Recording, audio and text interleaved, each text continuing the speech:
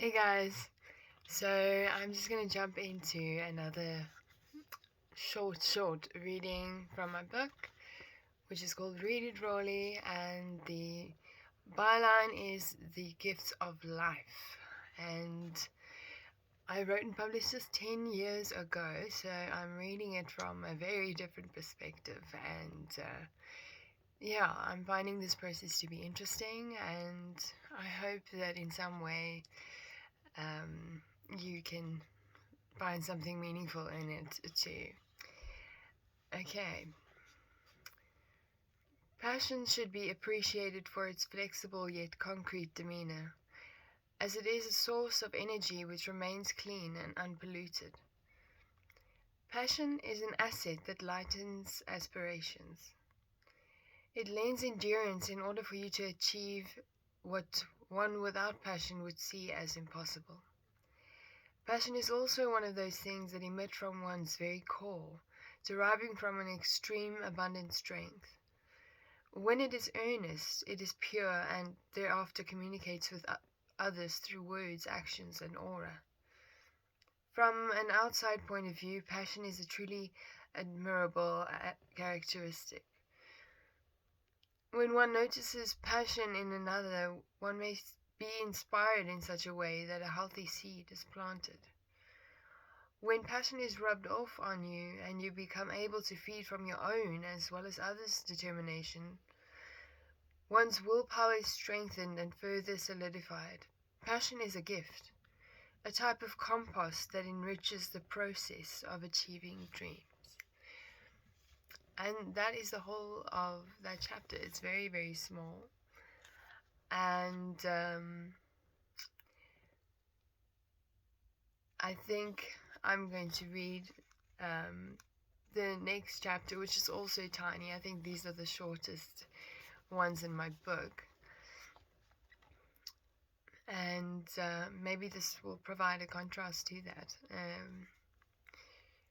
Revenge, blame, and regret could possibly be more beneficial when avoided. In my opinion, revenge and blame are placid and a waste of time. They are games for the ignorant and the lazy.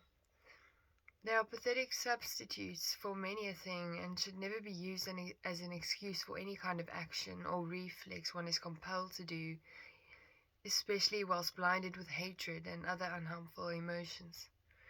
Regret forks two ways. Either it serves as a tool to reflect and learn, thus possibly adjusting future actions and implications that could have otherwise occurred in a negative way. Or it could be a deadly parasite that slowly eats at you, providing no benefit at all. As either an aid or a parasite, one often tends to feel pressurized by regret. But I seem to think that one should not have a need for it. One should ditch the fork and use the knife, cut out the regret, chop up revenge, and burn it all with blame and flame. I think flame also is relevant there.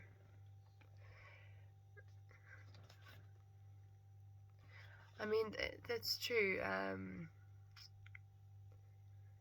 And I like how I said it's, you need to sort of put it in the flame. And I think if I contrast the two, sometimes passion, a fiery passion, or determination can be like this source of energy, or the flames is like a passion. It's like a burning desire, and you can act on that. And I think in another way, what is also sort of an undesire, if I can call it that, is the burning that regret and blame kind of has on you. And I think that this is not a case where you can have one without the other. I think the ratio can be made so that you don't see them as equivalent as passion, and then that equals revenge and is a strong enough opponent to compassion. or passion. And I think that some of these words are very over stigmatized as well. But I mean, I did write this 10 years ago when I was 18. So yeah, now I mean, I suppose different words can be used, and I understand that. But when reading this, I think these two chapters are pertaining to just sort of give suggestion to your conscience, I think, or your mind, or just you and what you feel inside. And maybe you don't know what you're feeling, and but you can relate to what is being said, and maybe you do feel a type of contradiction in you, or an inner conflict.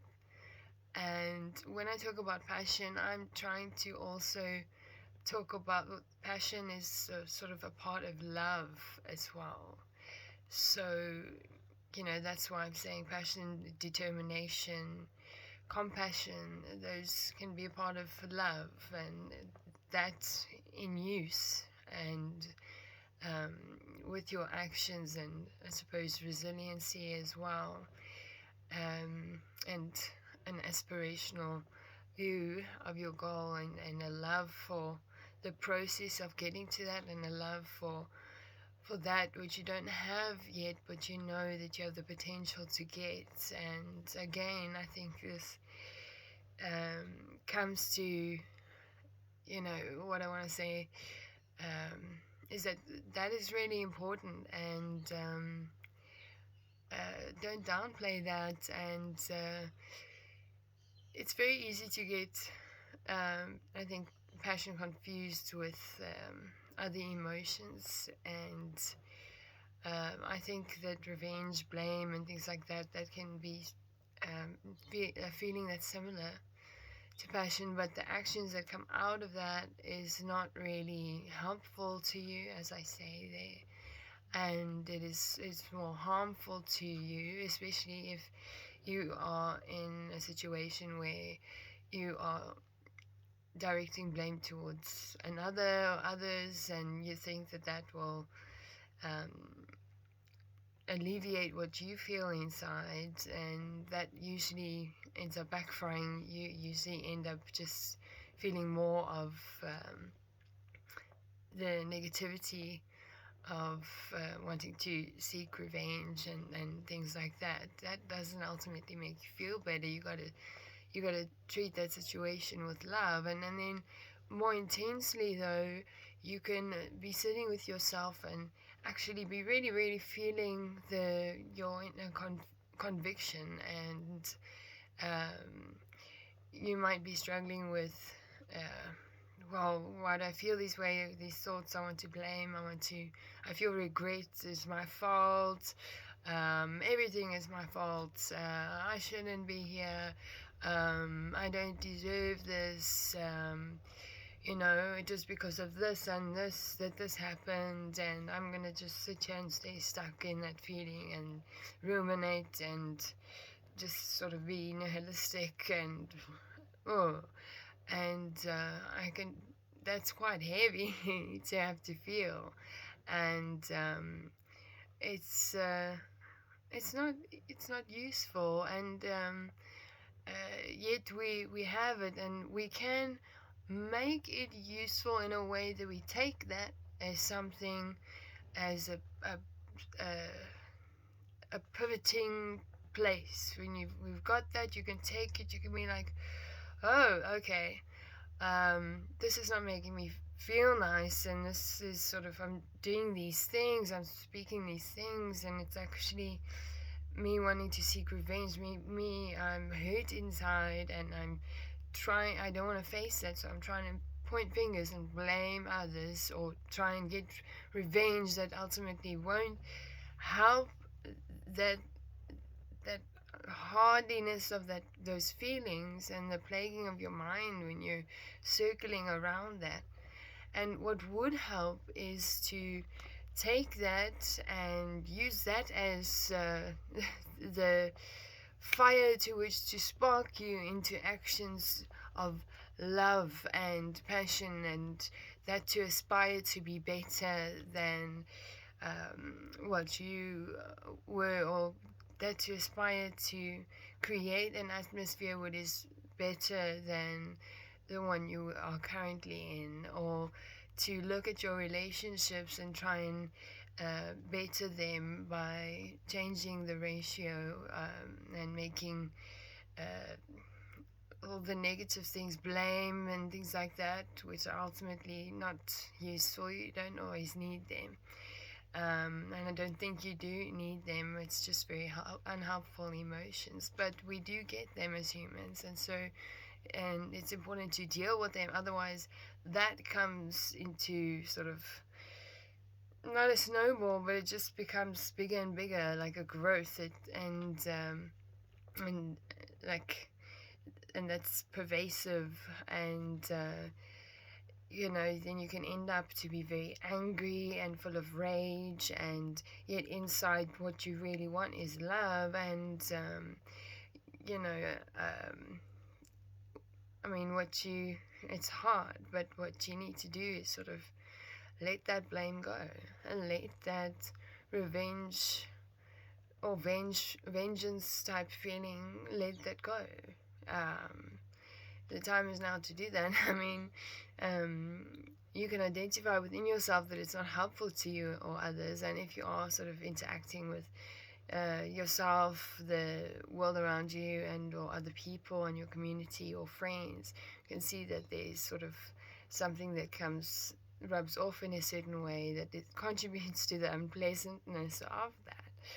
And a great supplement and sort of substitute, and ultimately a better sort of way to deal with things is from a empathetic, compassionate, and this is pertaining to yourself as well, and self-love, or just the love of self directed to others, and a love of yourself in the atmosphere that you are placed in, and those type of relationships. And what's in between them is not spaces filled with negativity. What's in between them is sort of a space that contains potential, flows and streams of loves that you can love, and good things that you can tap into, and even passion can often feel like anger, but it's not anger, and it's more towards a type of love, I would say. And maybe passionate is too strong of a word, and I don't mean it in any sort of romanticism type of sense. I really don't.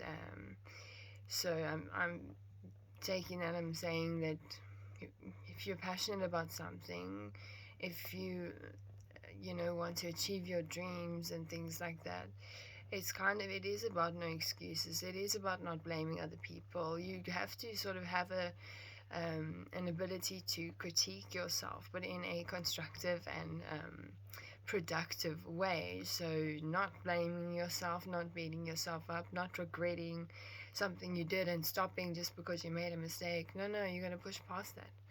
You got to remember, oh no, I'm passionate about this. I'm passionate about my dreams, and I'm passionate about love and interacting with that. I'm passionate about this and that, and there's a lot of things that you can find that passion is relevant to, and what is relevant to you in that and in your life, and then what does that mean for you? Does it add meaning to your life, and can you use it to make more meaning, or can you use it to make your experience of life more meaningful?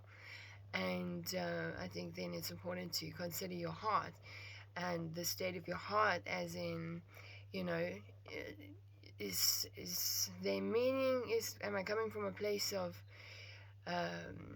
compassionate treatment or compassionate um, meaning, or a passion source, a love source, a good inclination of the heart, or am I still like harboring feelings that actually stop me from moving forward, which is like regret, blame, and all those things, which ultimately I really want to say kind of don't exist, or and in the way that um, they're unnecessary, and they shouldn't be the forerunners or the things that uh, play the role what controls you or anything like that. And I suppose I should add in that when it comes to other people and how they treat you, let's say they blaming you, and they are putting forth excuses towards you, and they maybe have an animosity uh, with your, and or create that between you and yourself, or between you and the world, or between you and them. Um, and they tend to blame or dump things on you, and they don't tend to treat you as like someone or something that they love, um, in a way that's sort of long serving, in a way that is useful, in a way that is productive, in a way that there's truth to it, and a really realness, um, and also, that sort of directs to think about the beauty of the situation. Is there beauty in the situation? Are you passionate about something? Or are you sort of convicted about something? You look at the posture of your heart and see, well, what are my intentions behind it? Am I feeling this way? Maybe you can't identify the thoughts, or maybe you can step back and observe your thoughts and think, oh gosh, I'm really engaging in a sort of inner dialogue, which is not very positive, and I'm blaming, and that uh, makes me feel yuck. And sometimes those kind of things can make you feel like you don't deserve love, or you don't deserve tapping into that passion and that sort of whatever the source is, basically, for you to move forward and improve on. Don't get stuck on those things that hold you back, and don't get trapped by that either. And also, when pursuing your dreams and things like that, when following your passion, and by that I mean, I'm not talking about negative things that can harm you or anyone else, and that you're passionate about that. Like, if you're passionate about, let's say, um, something that is harming people, I think that is misplaced, and I think that you might be misunderstanding what you're feeling there. And I genuinely believe that every person is a good person, and there can be components that we all experience that sort of can affect us, but also not. And like, there are things that we might feel, and we can look upon that and see that, ooh, I made an error there, and I can take that and learn from that and think, okay, wait, I can improve upon that, because this is not really helping me move on or move forward, or get moving towards feeling in touch with things, and maybe also transforming that detachment and that sort of, pushback of blame and regret, and shame, and even shame, and things like that. And once you observe those things and think, no, I've made an error there, that is not making me feel good. I actually want to feel love and things like that. That's actually what I'm seeking, and to sort of get to that is sort of to enact it,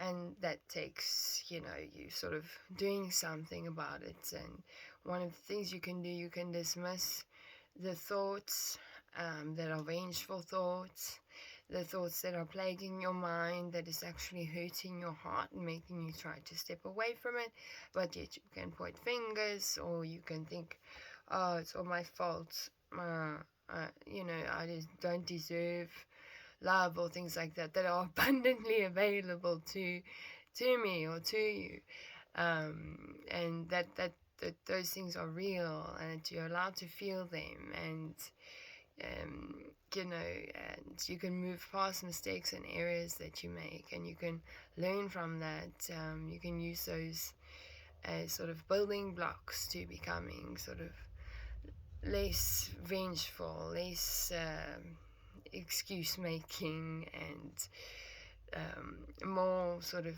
driven towards the things that put a sparkle in your eye in life. And once you tap into that, that really sort of makes you sort of forget about the other ways of sort of not dealing, but you think you're dealing with whatever you're going through, or dealing with the way that you are being, and instead of, becoming or being what you, I don't want to say should, but I can say should as a recommendation. I think what you should, I think, really try to embody, and that is love, and that is sort of moving forwards and building yourself and aspects in your life in such a way that you're getting, more sustenance out of it, and you're getting sort of good and positive feedback or reflection, and your relationship with that is love within yourself, and that is love with others, and that is love that is in relationship to the world around you, and even beyond that, what we do not know. And I think that if you can tap into that, and it's almost like stepping into that you already are and that you want to be, and to stop also making excuses for not doing that. Blame, regret, things like that should not be the things that stop you from pursuing love or finding meaning in life. And I think that I've said a couple of things that should sort of hopefully plant a good seed and provoke some thoughts, sort of just to reflect upon.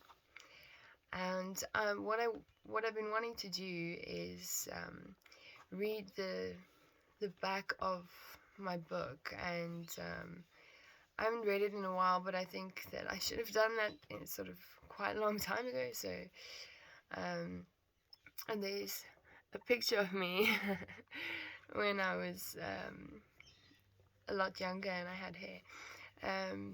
Okay, so this book is a congregation of my attempts to view various aspects of life and death in an honest, positive, and realistic yet abstract way.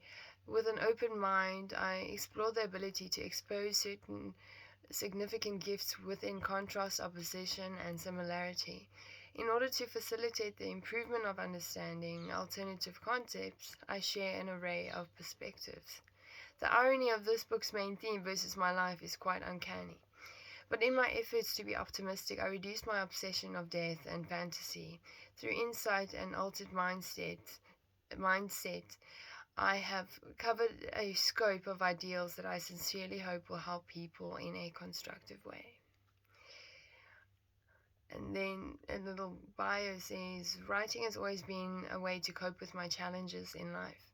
Through insight and experience, I've obtained a wisdom that I wish to share and use to help others overcome similar hardships. We are all here together. We might as well connect. We are all here together. We might as well connect.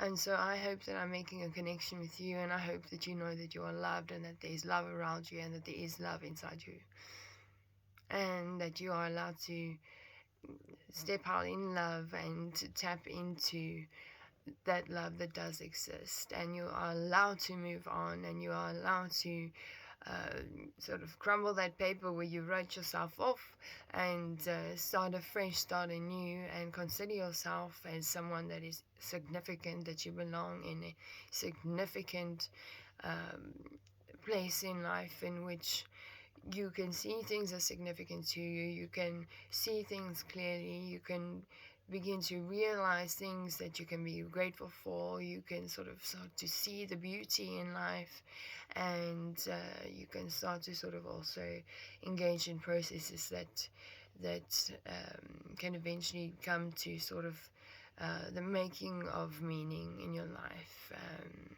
And yeah, I just want you to know, and I don't know, this is still on my mind now. It's almost like I haven't communicated it enough, and I suppose maybe I'm not doing it well enough, but I think I'll go along the words that I often use, and it is that, you know, you matter, um, and you should never let things define you that make you feel less of a person. And less capable of being a person, and sticking around or wanting to stick it out because you've got goals that are better, and that you want to improve. I think you need to know that you are very much deserving of the love that surrounds you, that's in you, and that you should know that you should stop blocking yourself from that. And you need to allow that what is holding you back, or that what you're holding on to, you need to allow yourself to let that go in order to make room for love. And I think that it's important for us all to do that. And what I suggest is sort of to try and engage in sort of maybe something creative, and or as well spend some time with nature. Nurture. I want you to remember that: nature, nurture. And tell a couple of people how they mean something to you, and sort of reflect about certain things and think about, are they relevant to you in your life? Are they doing something in your life that's adding meaning? And then you can also think of and contemplate, well, what are the things that I feel passionate about, or what are the things that make me feel compassionate, that make me feel care, that make me feel, well, this is a reason why I am here, or this is a reason why I should try and move on and move forward, and try and engage in the joy in life, or the process to get to the ultimate things in life that you want. And I think, what you can also do is sort of try different perspectives. Some of the things that are in my book, maybe I should stop carrying on, and I hope you just get the feeling that you need to adjust yourself in such a way that you can make room for love. And yeah, I just hope you know that there are people that understand you and that are in a similar place that you are in, and that is a beautiful thing. And there are people that were in the place that you were in and got out of that, and they can be like role models, and that is also a beautiful thing. And I can carry on and on. I think also trying to see the beauty in things, or like trying to look through the sort of mesh, or like open up the couldn't and see the light of day more clearly, or to stand up, get up, and look outside and have an approach of, well, I want to seek beauty today. I want to seek goodness, and I want to seek love. I want to think about what that means. Where is it in my life? Where is it in me? How can I sort of cultivate that? And what do I know, and what do I understand of that which is? And what do I really want in life? What is um, something inside that I maybe wish for, but I downplay and I say, no, I can't do it. Stop, stop, stop. I'm going to end it here and say that if you're cutting yourself off in a way that you're saying, I can't do this, but you ultimately just need to learn and just to push through and carry on in life.